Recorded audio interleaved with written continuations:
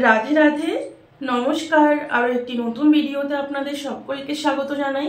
কেমন আছেন সবাই? আশা করি সবাই ভালো আছেন, সুস্থ আছেন। তো আজ শুভ উৎপন্না একাদশী। আজ অঘ্রাণ মাসের কৃষ্ণপক্ষের উৎপন্না একাদশী। তো আজকের এই একাদশীর নাম হচ্ছে উৎপন্না একাদশী। তো আজকের এই একাদশীর নাম উৎপন্না কেন হলো, আর একাদশী দেবীর সৃষ্টি কিভাবে হলো, আমরা ভক্তরা যে একাদশী ব্রত পালন করি, তো সেই একাদশী ব্রত কোথা হইতে এলো, এই একাদশী দেবীর সৃষ্টি কিভাবে হলো, আর এই উৎপন্না একাদশীর মাহাত্ম্য কি, আর এই উৎপন্না একাদশী ব্রতের পালন আমরা কবে করব, তো এইসব বিষয় নিয়ে আজকে আমি আলোচনা করব। তো তোমরা পুরো ভিডিওটা স্কিপ না করে দেখতে থাকো, আশা করি তোমাদেরও ভালো লাগবে। তো প্রথম কথা হচ্ছে, আমরা ভক্তরা যারা আছি, আমরা কিন্তু ভক্তরা প্রত্যেকেই একাদশী ব্রত পালন করি। তো এই একাদশী ব্রত যে আমরা পালন করি, তো সেই একাদশী ব্রত, সেই একাদশী কি? একাদশী হচ্ছেন একজন দেবীর নাম।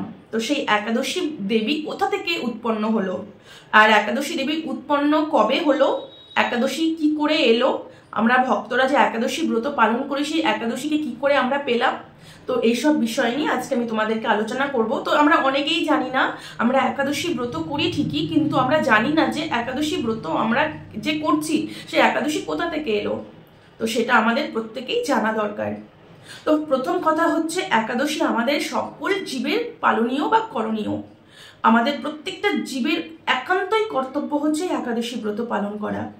কি ব্রাহ্মণ, কি ক্ষত্রিয়, কি বৈশ্য, কি শূদ্র, যে কোনো বর্ণের মানুষ, যে কোনো ধর্মের মানুষ, যে কোনো জাতির মানুষ কিন্তু একাদশী ব্রত পালন করতে পারবে।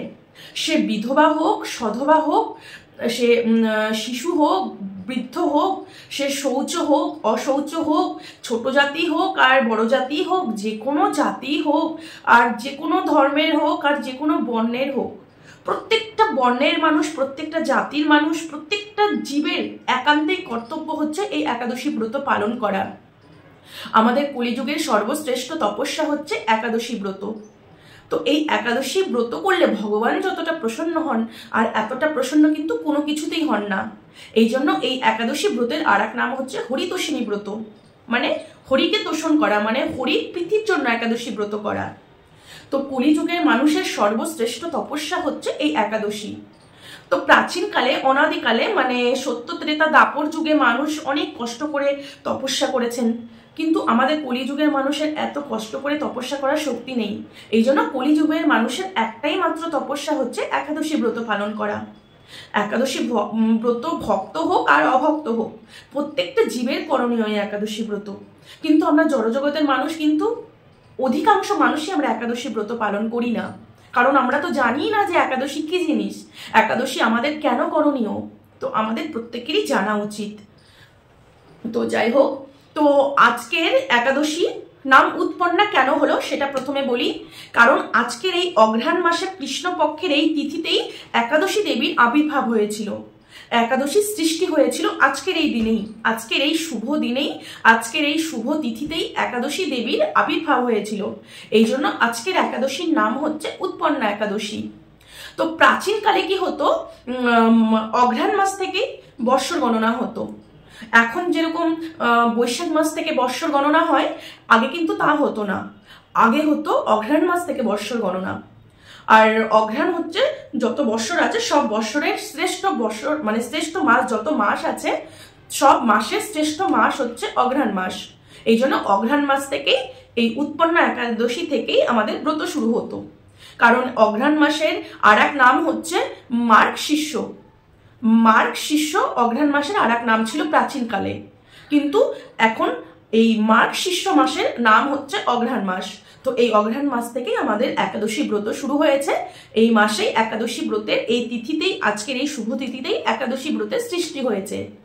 এই জন্য এই একাদশী ব্রতের নাম হচ্ছে উৎপন্না একাদশী। তো এবার আলোচনা করব একাদশী কোথা থেকে এলো, একাদশীর আবির্ভাব কি করে হলো, একাদশীকে আমরা কি করে পেলাম, এটা আমরা ভক্তরা কিন্তু অনেকেই জানি না। আমরা একাদশী ব্রত করছি ঠিকই, কিন্তু একাদশী কোথা থেকে এলো, একাদশীর আবির্ভাব কি করে হলো সেটা আমরা জানি না। তো এটা আমাদের সকলেরই জানা উচিত। তো এই জন্য আজকের এই শুভ একাদশী দিনেই আমি এই আলোচনা করব আজকে। তো একাদশী ব্রত অনাদিকাল থেকেই চলে আসছে। তো এক সময় যে কুন্তী নন্দন যুধিষ্ঠির ছিলেন, পঞ্চপাণ্ডবের যে বড় ভাই ছিলেন যুধিষ্ঠির, তো সেই যুধিষ্ঠির মহাশয় এক সময় ভগবান শ্রীকৃষ্ণকে প্রশ্ন করলেন যে হে প্রভু, এই একাদশী কি প্রকারে হইল, আর একাদশীর সৃষ্টি কিভাবে হইল, একাদশী কোথা থেকে এলো, এই বিষয়ে তুমি আমাদের কিছু বলো। আমরা তো জানি না একাদশী কোথা থেকে এলো, একাদশী কি করে সৃষ্টি হলো। তখন ভগবান শ্রীকৃষ্ণ ও যুধিষ্ঠিরের কথায় উত্তরে বললেন যে হে কুন্তী নন্দন, এই যে একাদশী কোথা থেকে এলো সেটা আমি তোমাকে বলছি, শোনো, শ্রবণ করো। যে প্রাচীনকালে সত্যযুগে মুন নামে একজন অসুর ছিলেন, মানে ভয়ঙ্কর অসুর ছিলেন। সেই মুন নামক অসুর এত শক্তিশালী অসুর ছিলেন, তখন সেই শক্তিশালী অসুর নিজের শক্তির বলে পুরো স্বর্গরাজ্য দখল করে নিলেন, আর স্বর্গে যত দেবতারা ছিলেন সমস্ত দেবতাকে স্বর্গরাজ্য থেকে বের করে দিলেন, আর নানাভাবে দেবতাদের উপর অত্যাচার চালাতে লাগলেন সেই অসুর। কারণ যখন অসুরের শক্তি বেশি হয়ে যায়, আমরা প্রাচীনকাল থেকেই দেখে আসছি, আমরা শাস্ত্রেও দেখতে পাই, যখন অসুরের শক্তি বেশি হয়ে যায় তখন শক্তির বলে সে প্রথমে গিয়ে আগে স্বর্গরাজ্য দখল করে, স্বর্গরাজ্য দখল করে দেবতাদের স্বর্গরাজ্য থেকে সবাইকে ভাগিয়ে দেয়। তখন দেবতারা সেই মুন নামক অসুরের অত্যাচারে অতিষ্ঠ হয়ে শ্রীমন মহাদেবের নিকট গমন করেন। তখন মহাদেবের কাছে গিয়ে দেবতারা সমস্ত বৃত্তান্ত খুলে বলেন। মুন নামে যে অসুর ছিলেন, যেভাবে অত্যাচার চালিয়ে যাচ্ছেন তিনি, তখন এই সমস্ত ঘটনা মহাদেবকে শোনালেন। তখন মহাদেব কি করলেন, দেবতারকে নিয়ে, যত দেবতা ছিলেন সমস্ত দেবতাকে নিয়ে ক্ষীরসাগর তটে গমন করলেন। ক্ষীরসাগর তটে কে থাকেন? ভগবান বিষ্ণু থাকেন।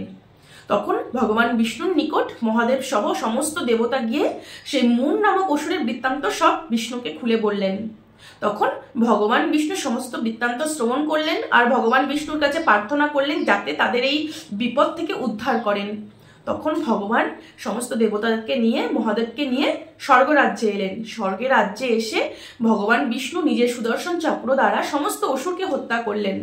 তখন ভগবান শ্রী বিষ্ণুর হাতে এই সুদর্শন চক্র দেখে যে মুন নামে অসুর, যে মেন প্রধান অসুর ছিলেন মুন নামে অসুর, সেই মুন নামে অসুর পালায়ন করলেন, মানে পালিয়ে গেলেন ভয়ে। তখন ভগবান যখন দেখলেন যে মুন নামে অসুর পালিয়ে গেল, তখন ভগবান বিষ্ণু গিয়ে বদরিকাশ্রমে একটি গুফায় শয়ন করলেন, মানে শুয়ে পড়লেন, ঘুমিয়ে পড়লেন। তারপরে যখন ভগবান বিষ্ণু ঘুমিয়ে পড়লেন গুহার মধ্যে, তখন মুন নামে অসুর ছিল, সেই মূর অসুর আবার এলেন, এসে ভগবানকে এখন হত্যা করবেন। কারণ ভগবান তো এখন ঘুমিয়ে আছেন, এখন তার চক্র ধরতে পারবেন না। তখন মুন নামে অসুর এসে যখনই ভগবানকে হত্যা করবেন, তখন কি হলো, ওই সময় ভগবানের অঙ্গ হতে, ভগবানের এক সাইড অঙ্গ হতে এক অপরূপ সুন্দরী কন্যার, মানে অস্ত্র শস্ত্র দ্বারা এক সুন্দরী কন্যার সৃষ্টি হয়ে গেল। কারণ ভগবান তো ঘুমিয়ে আছেন, ভগবান তো এই ঘুমন্ত অবস্থায় যুদ্ধ করতে পারবেন না, তো ভগবান তো ইচ্ছে করলে সবই করতে পারেন। তাই ভগবানের অঙ্গ থেকে সেই দেবীকে তৈরি করলেন, অস্ত্র শস্ত্র দ্বারা এক সুন্দরী অপরূপ কন্যার সৃষ্টি হলো। তখন সেই অপরূপ কন্যা ভগবানের অঙ্গ থেকে বেরিয়ে এসে সেই মুন নামে অসুরের সাথে যুদ্ধ করলেন, যুদ্ধ করে সেই অসুরকে মেরে ফেললেন। তখন মেরে ফেলার পর ভগবান শয়ন থেকে উঠলেন, ভগবান ঘুম থেকে উঠে তখন সমস্ত বৃত্তান্ত শ্রবণ করলেন যে তার অঙ্গ হইতে এরকম এক কন্যার, অস্ত্র শস্ত্র দ্বারা কন্যার সৃষ্টি হয়েছে, সেই কন্যা সেই মুন নামে অসুরকে হত্যা করেছে। ভগবান এই সমস্ত কিছু শুনে ভীষণ প্রসন্ন হলেন সেই কন্যার প্রতি এবং কন্যাকে বর দিতে চাইলেন। তখন সেই কন্যা বললেন ভগবানকে যে আমি একাদশী, ভগবানের অঙ্গ থেকে সৃষ্টি হয়েছে এই একাদশী। তখন সেই একাদশী দেবী, মানে সেই কন্যা ভগবানকে বললেন যে আমার নাম হচ্ছে একাদশী। আর ভগবান যখন বর দিতে চাইলেন, যে তখন একাদশী দেবী ভগবানকে বললেন যে প্রভু, তুমি যখন আমাকে বর দিতে চাও তাহলে তুমি আমাকে এই বর দাও যে আমার এই তিথিতে, মানে আজকের এই তিথি অঘ্রাণ মাসের কৃষ্ণপক্ষের যে উৎপন্না একাদশী, তো আজকে যেহেতু একাদশীর সৃষ্টি হয়েছে আজকের এই তিথিতে, এই জন্য একাদশীর নাম উৎপন্না হলো। তো আমার এই তিথিতে যে আমার এই ব্রত পালন করবে, এই উৎপন্না একাদশী ব্রত পালন করবে, তার ধর্ম অর্থ কাম মোক্ষ তার সমস্ত যেন লাভ হয়, আর ভগবানের শ্রী চরণের যেন অচল অটল ভক্তি লাভ হয়। তো একাদশী ব্রত পালন করে কোনো ভক্ত যদি বিষয় চায়, ভগবান তাকে বিষয় দান করবেন, একাদশী দেবী তাকে বিষয় দান করবেন। এমনকি একাদশী ব্রত পালন করে কোনো ভক্ত যদি ভক্তি লাভ করতে চান, একাদশী দেবী তাকে ভক্তি দান করবেন। যে ভক্ত যেমন ভাবে একাদশী দেবীর কাছে যা প্রার্থনা করবেন, একাদশী দেবী তাকে তাই প্রদান করবেন। তখন ভগবান শ্রীকৃষ্ণ প্রসন্ন হয়ে তথাস্তু বলে দিলেন, ভগবান বর দিয়ে দিলেন একাদশী দেবীকে যে তথাস্তু, তোমার এই তিথিতে যিনি ব্রত পালন করবেন, একাদশী ব্রত পালন করবেন, তার ধর্ম অর্থ কাম মোক্ষ লাভ হবে এবং ভগবানের শ্রী চরণে অচল অটল ভক্তি লাভ করবে। তো ধর্ম অর্থ কাম মোক্ষই তো জীবের গ্রাম্য। জীব কার পিছনে ভাগছে? ধর্ম অর্থ কাম মোক্ষ, এই চারটা নিয়েই কিন্তু সংসারটা চলছে। অর্থের পিছনেই মানুষ ভাগছে, ধর্ম অর্থ কাম মোক্ষ এই চারটির পিছনেই মানুষ পড়ে আছে। তো এই চারটি মানুষের কাম্য।